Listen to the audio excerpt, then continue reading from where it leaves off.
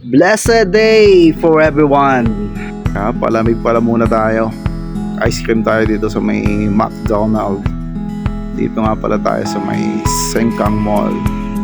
Ganun tayo pagka day off. Gala-gala yan.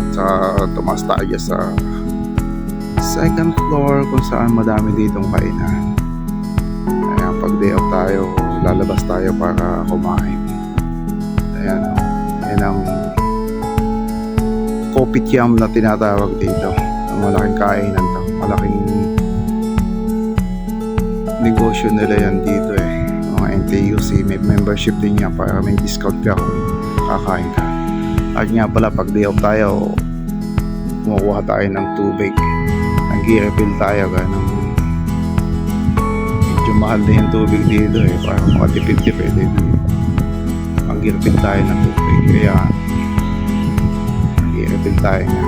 Mga libre lang naman yan. Wala naman bayad yan. Kaya okay lang. Ayan. Pauwi na tayo yan. Nakapag-refill na tayo. Thanks God for everything. Thank you for watching. God bless us all.